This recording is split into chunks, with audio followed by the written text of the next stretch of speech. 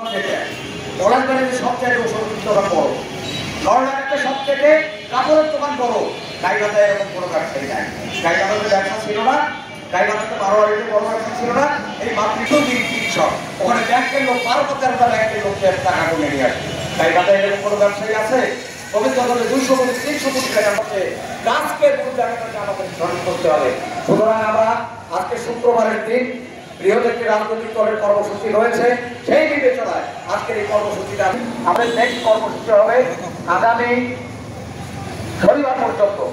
আমরা একদম ওই ইপিজেড এলাকা দেখি, সাকুয়া ব্রিজ এলাকা, ওই সাকুয়া এলাকার লোক, ঘোড়ভাঙ্গা এলাকার লোক, পলাশবাড়ির লোক, সাধুনগরের লোক, তুলসীঘাটের লোক তার হবে।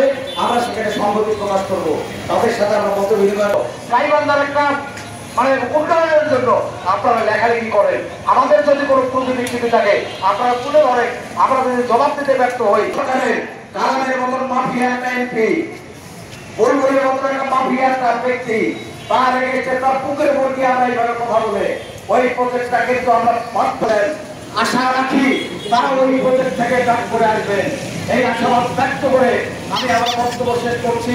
উপস্থিত মিডিয়ার বন্ধুদেরকে ধন্যবাদ, গাইবান্ধার সর্বস্তরের আপনার জনগণকে ধন্যবাদ। আজকে বক্তব্য ঘোষণা করবেন গাইবান্ধার ছাত্রী বাস্তবায়ন মঞ্চের সংগ্রামী আহ্বায়ক জনাব অ্যাডভোকেট কুশলাক্ষী চক্রবর্তী সাগর। চলবে না চলবে না, বিরোধীও চবিতে চলবে না। গাইবান্ধার উন্নয়নে করতে হবে গাইবান্ধার উন্নয়নে গাইবান্ধাবাসী এক হও, গাইবান্ধার উন্নয়নে গাইবান্ধাবাসী এক হও। দিয়েছি তো গাইবান্ধার 7টি উপজেলার বিভিন্ন স্তরে আপামর জনতা আমাদের বিক্ষোভ সমাবেশে অংশগ্রহণ করায় তাদেরকে আমি আন্তরিকভাবে কৃতজ্ঞতা এবং ধন্যবাদ জানাচ্ছি। সেই সাথে গাইবান্ধার বিভিন্ন মানুষ, আইনজীবী, সমাজকর্মী আমাদের এই প্রোগ্রামে শুরু থেকে উপস্থিত আছেন, তাদেরকে আমি আন্তরিকভাবে ধন্যবাদ জ্ঞাপন করছি।